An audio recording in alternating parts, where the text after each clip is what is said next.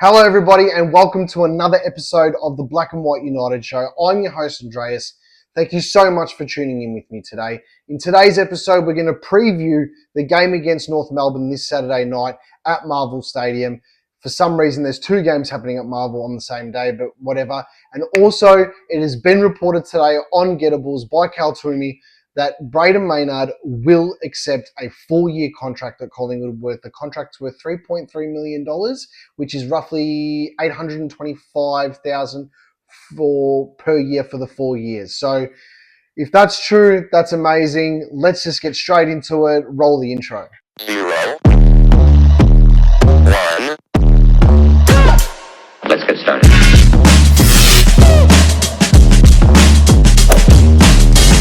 Today's video is brought to you by Hopper Bros Barbecue for all your tips and tricks and everything that you want barbecue related. Make sure you follow them on Instagram.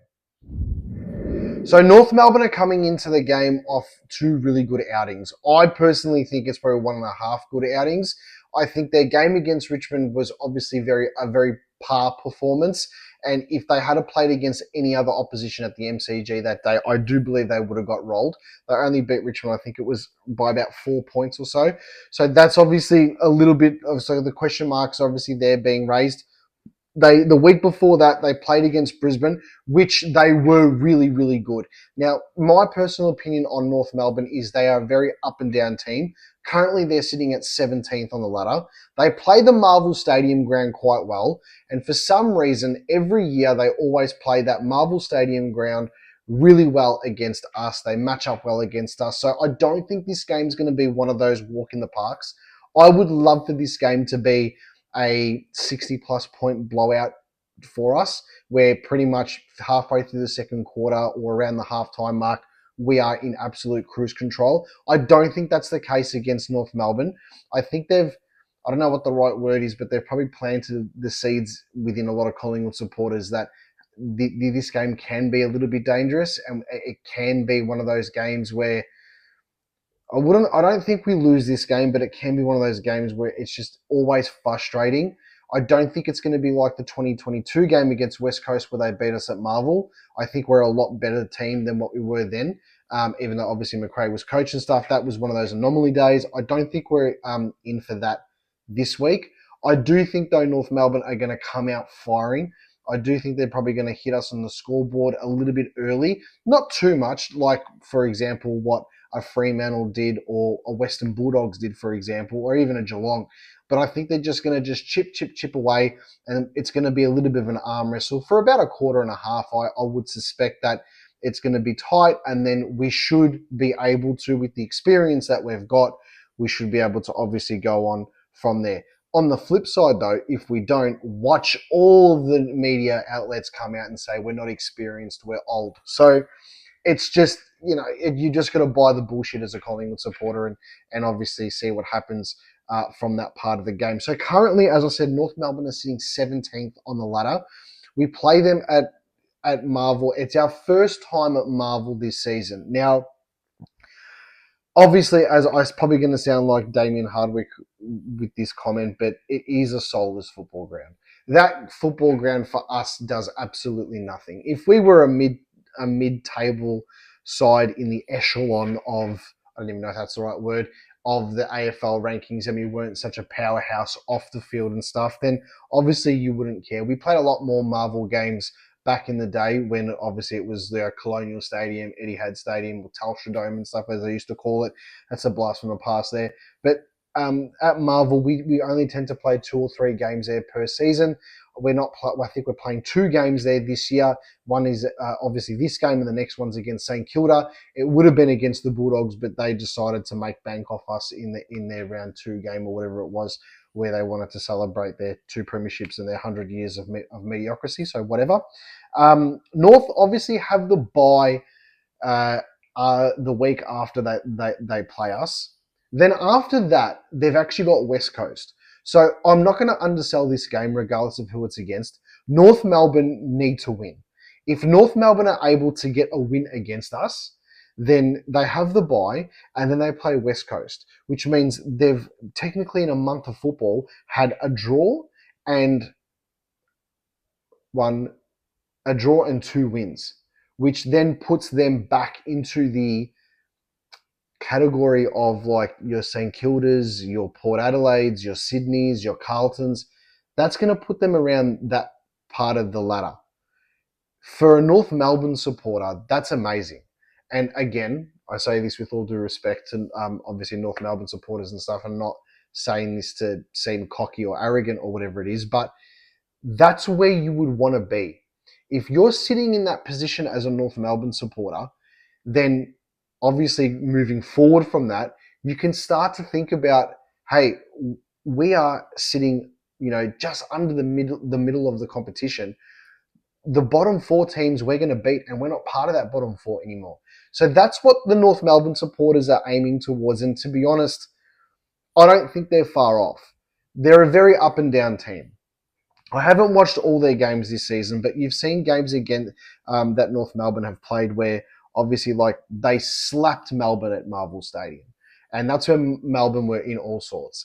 Then they obviously just lost against Essendon a couple of weeks ago, which they probably should have won. So they're playing some good football. They're in some decent form. I do think, as I said at the start of the video, the game against Richmond, if I had played against anybody else, then obviously I'd be a little bit more worried for their sake. But you can only beat who's in front of you. So North Melbourne have a very damaging forward line, and every time they play against us in recent times, Larky's had a field day. I think he kicked 4 or 5 last season. Zohar turns into prime 2017 Dustin Martin every time he plays against Collingwood. It shits me up the wall, but it is what it is. Every team plays a grand final against Collingwood every week. North Melbourne have the home game against Collingwood at Marvel Stadium. This is their pinnacle of the season. This is the game they want more than anything. And obviously, after suspension, lo and behold, Paul Curtis, couldn't say his name, Paul Curtis makes his comeback game against Collingwood. That's if he gets picked, which I'm sure he will. He's been in some great form before he got that ridiculous suspension.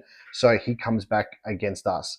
Obviously, as I said, Larky gives us so much trouble every week every time we play against them. And I think for the whole game perspective, the game is going to be won and lost in North Melbourne's forward line and Collingwood's back line. And let's get to those points now. Jeremy Howe, Billy Frampton, Braden Maynard, Josh Dacos, and Dan Houston if he plays. Obviously, there's a bit of a question mark around him and Darcy Moore. But and obviously more as well. Our back line is so strong, and I still think it's the most grade area of our team. But at the moment, we've got the best defense in the league. North Melbourne have a pretty potent forward line, especially with Larky and Zohar up there. And obviously Jack Darling now being an addition there who will pinch hit in the ruck with Sherry. This game, the midfield delivery into North Melbourne's forward line is going to be key. I think they have the chance to hit the scoreboard pressure on us something shocking. If our backline can hold up against them, play man on man, get the ball out, push them up forward, when they try and spread, just push them straight out of the contest, we should be able to rebound it quite strong because I think our midfield, even though they've got players like Wardlaw in there, I think our midfield is so much stronger than theirs. And then our forward line should be able to manage their backline easy. Checkers and Common are going to be a fantastic matchup. The Sherry and Cameron battle is going to be unreal. This is a game where you could potentially debut someone like a Charlie West. I think it's probably the perfect game to do that. But with that being said, the Cox-Cameron combination needs to work in this game because you are going to play against who I think is the second best ruckman in the competition, and that's Sherry. And just for those people who aren't a Collingwood or North Melbourne supporter that are watching, I'm going to give you my ruckman in order. It's Darcy Cameron, it's Tristan Sherry, then you've got Max Gawn, then you've got TDK. They're my top 4 ruckmen. And if you want to put someone in 5th, Blitzarves in 5th. I don't see a world where Collingwood can potentially lose this game, but I do see a world where North Melbourne give us trouble along their forward line and our defence. we can think about last year's game, and and I'm starting to think about it now, and it's getting distracting. There is no way known I see a world where Collingwood are gonna just capitulate and go 54 points down against North Melbourne. Last year we had so many players out. I think Checkers was out, Jamie Elliott was out. We played Howe up forward. I don't even know if Darcy Moore played that game. I mean, Kruger had a bit of an influence in that game as well. So, it's a completely different setup to what we've got here. Obviously, our outs, we're potentially going to have Darcy Moore out, Dan Houston. These guys have to prove their fitness on Thursday. Sidebottom being managed, and I think is the perfect time for him to be managed in this game. Lockie Schultz had a fantastic game against North Melbourne. I think it was one of his best games of the season last year when we played against them at Marvel. He's not playing this game. So do you want to bring in a youngster like a Charlie West? If you're going to bring in Charlie West, I do think it's this week, and then potentially you rest Mason Cox and you manage him for this game. That goes against my personal belief, but it's going to have to happen sooner or later. They're going to have to move the magnets and get into this. They're going to have to try and work out the best dynamic for this game and the best setup for this game without affecting the performance of the team and the dynamic of the actual team and the way they play. Now, my prediction for this game, obviously, I do think it's going to be one from our back line. My prediction for this game in particular is Collingwood to win by 26 points. My big call I did in my live last night, I genuinely believe that Bobby Hill's going to kick 5 in this game. I think he can have this game wrapped up pretty quickly. North always put up a fight against us, and that's something that we really need to, accept. And they have planted the seed into Collingwood supporters' head. They're not a bogey side, but they're just a side that gives us trouble. We'll get the job done, but they just give us trouble. So, we've got a big game against Hawthorn the week after, and that's going to be huge. That's going to be one of the biggest games of the year. So let's get through this. Let's get the 4 points. Let's get into Marvel and out of Marvel as quick as anything, and we'll see how we go. So as I said at the start of this video, awesome news that's been broken today by Cal Toomey on Gettables. Braden Maynard, 4-year contract from Collingwood. He's going to accept it, which is $825,000 per year over 4 years. So that's $3.3 million. He's going to turn down massive offers to stay at Collingwood. This is huge. I can't wait for it to be officially said and done, but that's pretty much what's going to happen. And then, he stays and he turns those offers back. That is, he is Collingwood through and through. He bleeds black and white. He's showing his loyalty to the football club, and it's just so good that we can say that we've got someone that's, he wants to win flags. He wants to play in finals. He wants to play in the big games, and he wants to play for the Collingwood faithful. And I'm just so happy that, we haven't lost someone that's so dedicated and is such a spiritual leader of the football club. It's awesome to see. Tell me what you think. Drop a comment.